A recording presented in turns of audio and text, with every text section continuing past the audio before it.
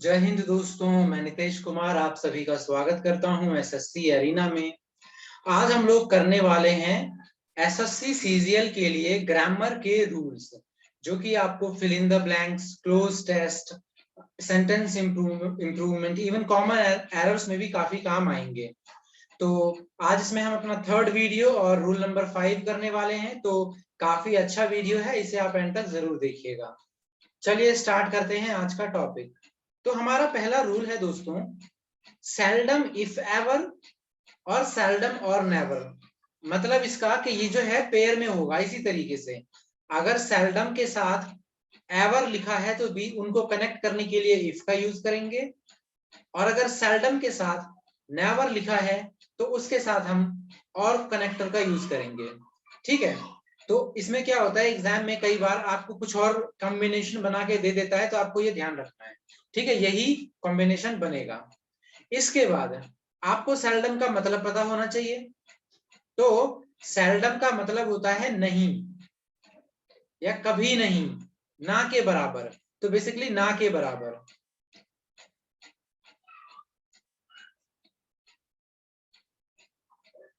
ठीक है, तो देखिए जैसे यहाँ पे क्वेश्चन दिया हुआ है, सेल्डम और never have I tried my best to defend my friends.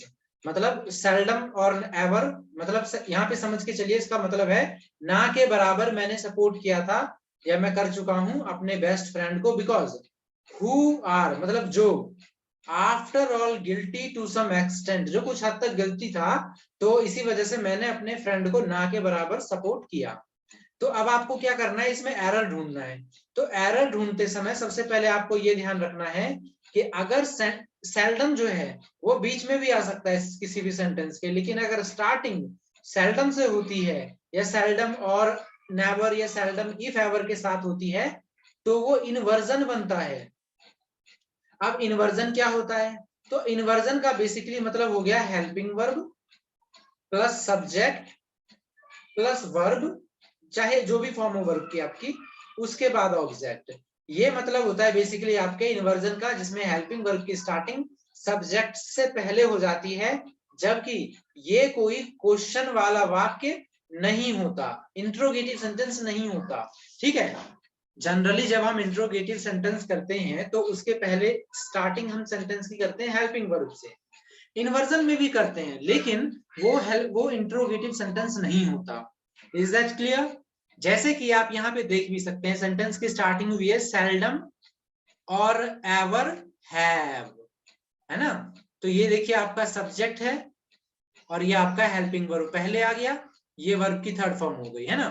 तो ये दो चीजें आपको ध्यान रखनी है। सेल्डम का पेयर, सेल्डम एवर को इफ कनेक्ट करेगा, सेल्डम नेवर को और कनेक्ट करेगा। मैं इसको याद भी करवा दूंगा कि कौन सा आएगा, आपको भी भूलेंगे नहीं उससे। ठीक है, ये इन्वर्जन वाली बात याद रखिएगा आप कि हेल्पिंग वर्ब पहले आएगा। Seldom does she go with strangers, मतलब वो शायद ही कभी स्ट्रेंजर्स के साथ जाती है।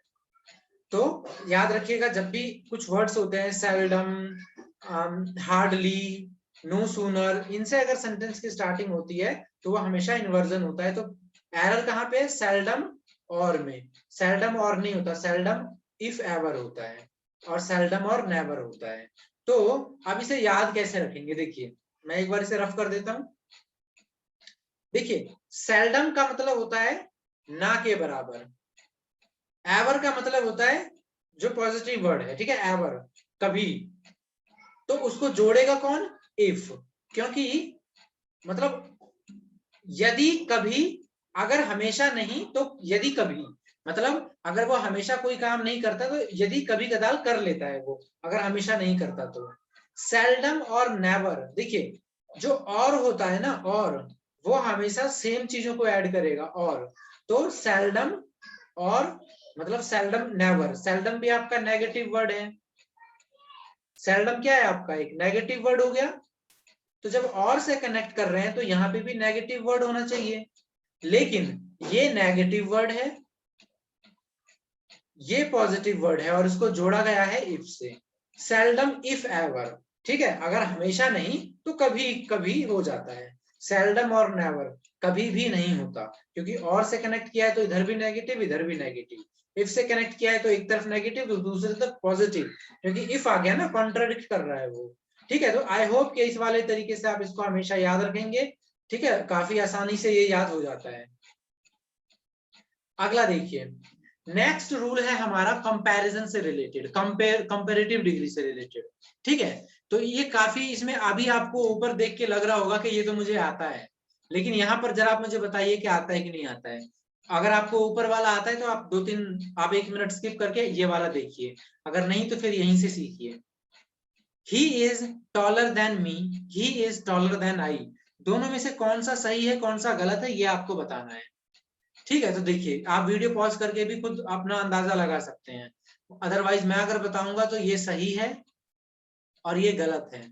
अब ऐसा क्यों हुआ, तो देखिए ये है सब्जेक्ट, सब्जेक्ट मतलब सब्जेक्टिव आप बोल सकते हैं, जो सब्जेक्ट के लिए यूज होता है, और आई है आपका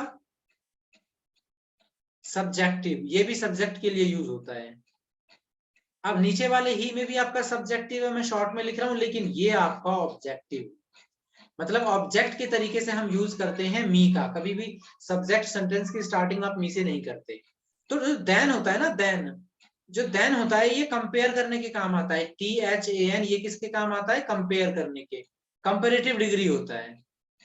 तो ये हमेशा सेम चीजों को ऐड करेगा, यानी सब्जेक्टिव के साथ सब्जेक्टिव और ऑब्जेक्टिव के साथ ऑब्जेक्टिव, तो ये सब्जेक्टिव के साथ ऑब्जेक्टिव गलत हो गया, आपका ऊपर वाला सही है। ठीक है, मैं मानता हूं कि ये आसान है काफी, आपको शायद इसके बारे में पता होगा। चलिए नेक्स्ट की तरफ चलते हैं। अगला देखिए, he loves pizza more than I या फिर मी, आप बताइए दोनों में से क्या आएगा। तो इसका आंसर आप पॉज करके भी ट्राई कर सकते हैं, पॉज करके कमेंट में दे सकते हैं। ठीक है, अदरवाइज अगर मैं बताऊं तो इसका आंसर दोनों सही है। ठीक है, he loves pizza more than I भी करेक्ट है, he loves pizza more than me भी करेक्ट है। अब आप बोलेंगे कि यहां तो अभी बताया था कि सब्जेक्टिव के साथ सब्जेक्टिव होगा, ऑब्जेक्टिव नहीं होगा, तो फिर मुझे यहाँ पे आई लगाना चाहिए, मैंने मी क्यों लगा दिया। तो आप सही कह रहे हैं, अगर मैं कंपेयर करूंगा, वैसे तो आपको आपके हिसाब से आई सही है, लेकिन मैं बताता हूं कि दोनों क्यों सही है। दोनों सही इसलिए है क्योंकि आप अभी इसका जो ट्रांसलेट कर रहे हैं ना, उसके हिसाब से आई सही है, लेकिन अगर आई आएगा तो इसका मीनिंग चेंज हो जाएगा, और अगर मी आएगा तो इसका मीनिंग चेंज हो जाएगा। ठीक है, ये ध्यान रखिएगा। कैसे, देखिए सबसे पहले मैं क्या करता हूं, मैं इसे इरेज करता हूं, मैं हाइड कर देता हूं थोड़ी देर के लिए, और मैं यहां लेता हूं आई,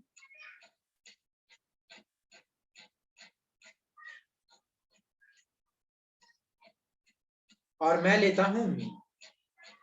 देखिए, he loves pizza more than I, he loves pizza more than me, इसमें क्या हो गया, देखिए इसमें जो कंपैरिजन है ना, सब्जेक्टिव सब्जेक्टिव का हो रहा है, जो आप पहले समझ रहे थे, आप पहले यही समझ रहे थे, he loves pizza more than I, इसका मतलब क्या होगा, वो पिज्जा को पसंद करता है मुझसे भी ज्यादा।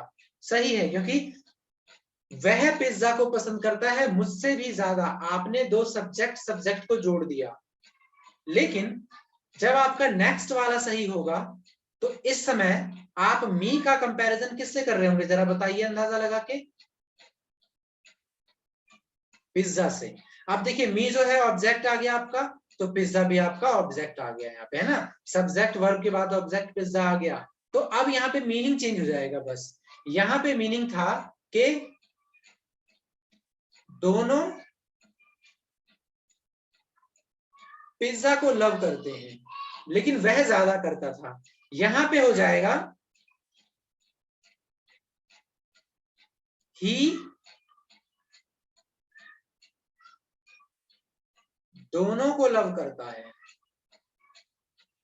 कौन से दोनों को, पिज्जा को और मुझे, समझिएगा, he loves pizza more than I, मतलब वो पिज्जा को पसंद करता है मुझसे भी ज्यादा, तो आपने दो सब्जेक्ट को जोड़ा तो आई सही है। लेकिन अगर मी लगाएंगे तो इसका मतलब हो जाएगा ही लव्स पिज्जा मोर देन मी, मतलब ही प्यार कर रहा है दोनों को, पिज्जा को भी और मुझे भी, पिज्जा को भी पसंद करता है मुझे भी पसंद करता है, लेकिन पिज्जा को ज्यादा करता है। ठीक है, तो आप यहाँ पे इस हिसाब से दोनों सही होगा, आई भी और मी भी। आई होप आपको कोई डाउट नहीं रहा हो। अगर कोई डाउट है तो प्लीज आप मुझे कमेंट में पूछ सकते हैं। चलिए मैं क्वेश्चन पूछता हूँ आपसे, क्वेश्चन पूछता हूँ, क्या टाइप करता हूँ, आप मुझे इसका आंसर दीजिएगा अगर आप समझ गए होंगे मतलब। शी loves watching, अरे यार, she loves watching big boss या फिर सिर्फ बिग बॉस, मतलब आप समझ गए रियलिटी शो की बात हो रही है। she loves big boss more than dash. अब आपको मुझे यहां बताना है कौन सा सही होगा, आई या मी। सबके साथ ये होता है, अगर वो आपको ज्यादा लव करती है तो फिर आप आंसर लगाइएगा आई या मी, ये आप सोचिए।